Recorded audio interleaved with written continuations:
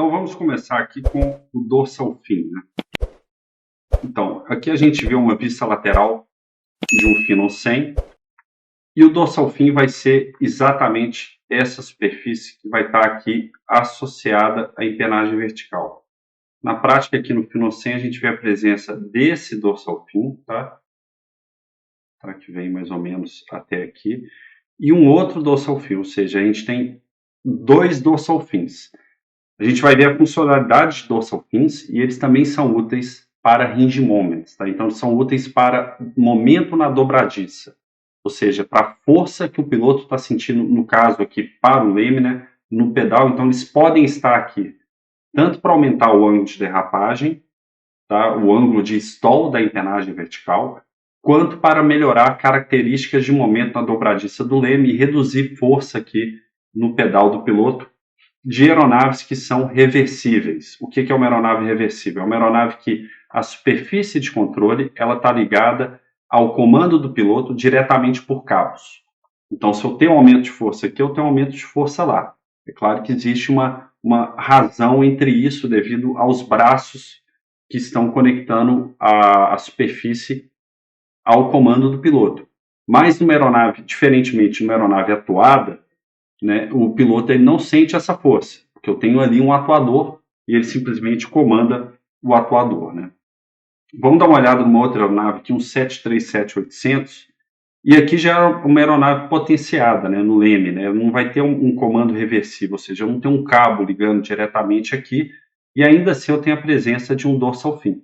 Então, para que vai servir esse dorsal fin? Se a gente fosse considerar a empenagem vertical, eu veria que talvez não ficou muito bem desenhado, mas seria algo aqui. Ela é uma extensão, né, da empenagem vertical na parte do bord de ataque próximo à fuselagem, né? Então, ela é, na verdade, o dorsal fin, ele é um grande gerador de vórtice, conforme a gente vai olhar em mais detalhe. Tá? Aqui já na aeronave A320neo, tá? Apesar de ter um recorte aqui não muito claro nessa foto, a gente vê que ele não possui dorsal fin. Ele só possui um fillet.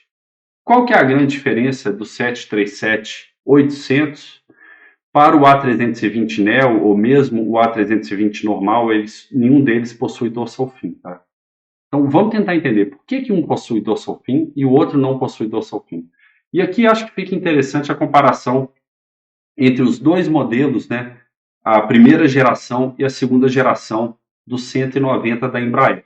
A gente vê aqui no primeiro 190, né, da primeira geração, a gente vê aqui que ele possui o dorsal fin, muito similar ao dorsal fin do 737. Né?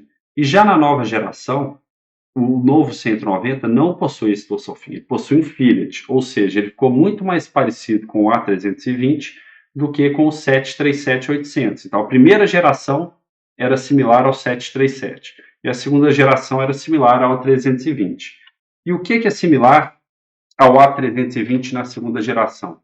É um fly-by-wire malha fechada. Então, o fly-by-wire malha fechada, ele possibilitou com que os ângulos de derrapagem da aeronave fossem reduzidos, utilizando uma lei de controle, ou seja, limitando o comando de leme, e a partir dessa limitação do comando de leme, que é uma limitação inteligente, não é só um batente, né? É mais que um batente variável, né? A partir dessa limitação, os ângulos de derrapagem eles puderam ser reduzidos. E apesar da empenagem vertical ela ser basicamente a mesma, você não precisou mais da presença do dorsal fin para altíssimos ângulos de derrapagem que poderiam acontecer caso você não tivesse o sistema de fly-by-wire malha fechada, tá? Esses ângulos de derrapagem eles são maiores em manobras de certificação de cargas. Então, especificamente, tem uma manobra chamada de rudder kick, em que é considerado que o piloto vai pressionar no leme e o leme será defletido com toda a velocidade possível até o batente. E com isso a aeronave ela vai derrapar bastante e durante essa derrapagem, né, com todo o comando de leme disponível, ela pode atingir altíssimos ângulos de derrapagem. E o que acontece se a minha